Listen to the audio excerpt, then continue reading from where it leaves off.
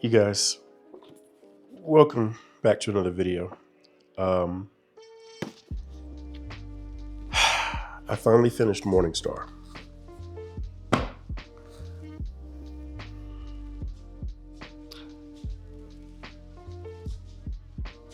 I have not,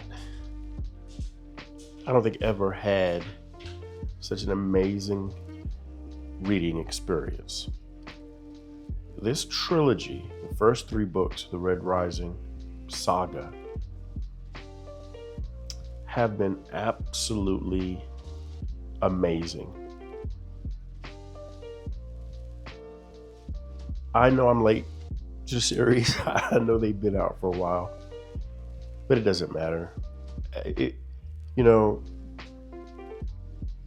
when I think about what made me love to start reading when I was young, it was books like this. This is why I read. This is why I love reading. And you can have experiences like this from reading words on a page. It makes reading, it makes the time to read the book, it makes the quiet and the solitude and the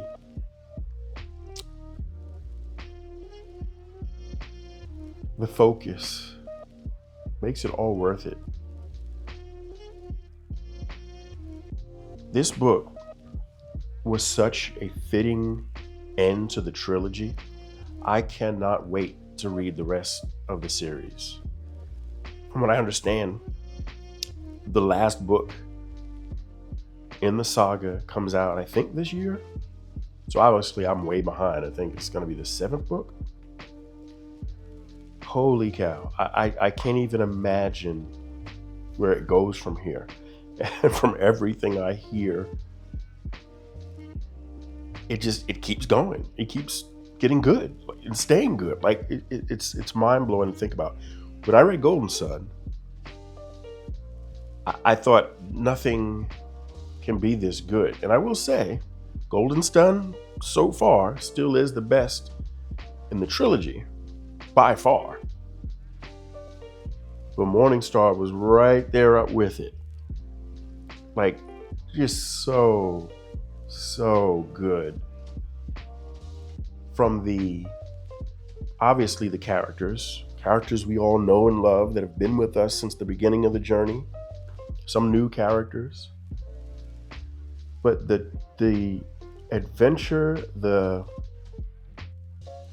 journey that Pierce Brown takes us on, particularly in Morningstar, from the beginning, literally from the beginning, all the way to the end, it is a masterpiece, an absolute masterpiece. You know, this is one of those book series that I know every movie director is salivating to adapt, but I hope that no one ever does. That's how I feel about these books so far. I hope, and I'm probably hoping against all hope, that no one ever tries to adapt this book series. So far, as far as I'm concerned, because I've only read the first three books, but it's that good to where I feel like any attempt to adapt it into a movie or a television series will ruin it. You know, it's like a fine wine. It's like a rare jewel. It's like this kind of stuff belongs in a museum. It deserves not to be sullied by someone else's interpretation on a movie screen or on a television screen. It's that good. Now I know, like I said, I'm hoping against hope on that, but I want what I've experienced in these first three books. I want it to be mine, if that makes sense. You know, like I want it to be all mine. I want the images. I want how I think the characters look, I think they sound. I want the scenes, the epic battles, the the dread, the despair, the utter, the anger, the fury, the passion, the betrayal, the friendships, the enemies. I want it all to be mine. I don't want it to be anybody else's. That's the experience that I've had with reading these stories and this story. Morningstar definitely stands on its own. And I think it's a very, very, very masterful ending to the first 3 books. Again, I can't wait to see what the rest of the books were like. But it's masterful. And I think when I think about this book, I think about one, the characters have always been central to the story. But the way that Pierce Brown really brings the other characters to the forefront, to stage forward in this 3rd book in Morningstar, the way that Darrow, although he does not take a backseat, the way that he has to rely on his friends, the way that he has to rely on the people that follow him, the way that he has to rise to the way that he has to rise to the occasion, given his circumstances, given what he had to survive after the 2nd book. Just masterful, absolutely masterful, because you're already invested. You've already gone through so much with these characters, knowing that none of them are safe, knowing that for the most part, none of them have any plot armor. I think probably Darrow is the only one with plot armor, but even Darrow, it's like, he's the guy with the plot armor, but at the same time, he suffers. Like, it's the kind of plot armor that I don't think any hero would ever want to wear. Like, that's what's so masterful about this. To where you kind of know, okay, he's the main character. Like, is he gonna die? Because I feel like he should. That's how well he does this. It's like, he's probably not going to die because he's the main character, right? But it's almost like you're like, man, just let him die. Like, golly, like, so well done. And he has to rely on his friends. He has to rely on his allies. But even then, the level of growth of his character, the amount of struggle that occurs, particularly in the 3rd book, because of what happened in the 2nd book. The amount of conflict between characters, between enemies, between worlds, and obviously the epic scale. That's another thing about this book. The scale of the setting expands within the solar system. So we're not just on Mars anymore, folks. I mean, the scale just explodes. And some of the characters and some of the worlds and some of the situations, it expands on an epic scale that is masterfully done. Masterfully done.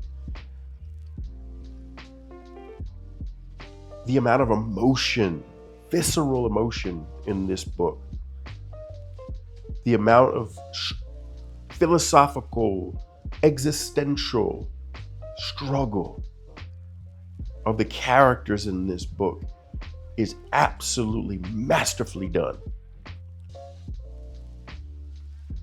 the impact emotionally on the reader with certain events in the book. Masterfully done. This is what stories are made of. This is what great stories are meant to be. I mean,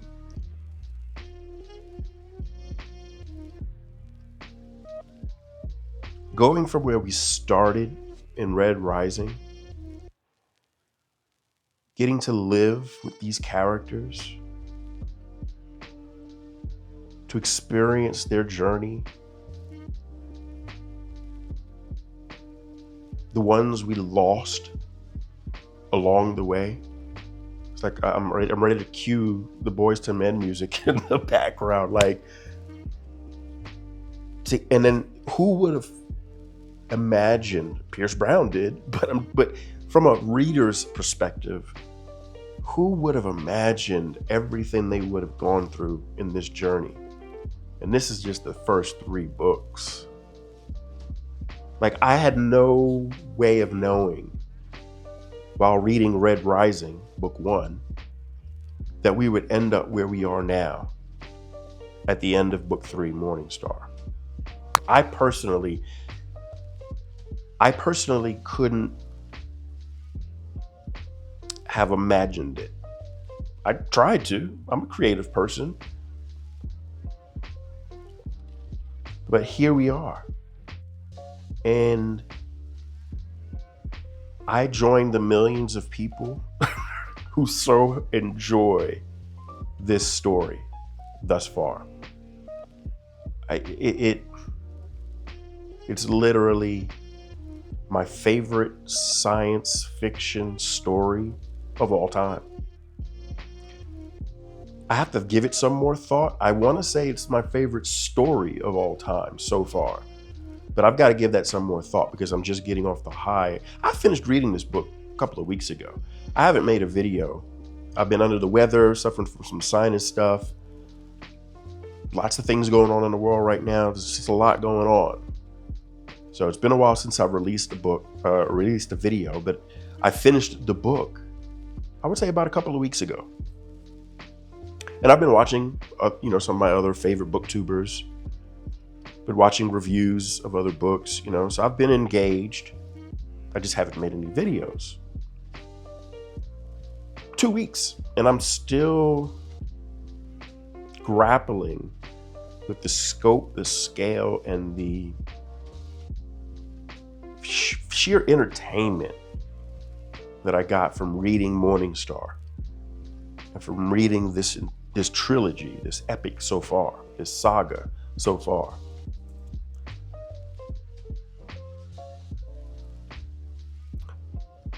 It's literally everything that I would want in a story. When I was younger, and I'm going to do another video about some, some of my favorite booktubers, like They Were Readers and also Smitty. They recently done some videos where they talk about like what made them like falling in love reading. What are some significant memories around reading that they have? And I think I'm going to do a similar video because that's kind of fun to kind of reminisce and think about that.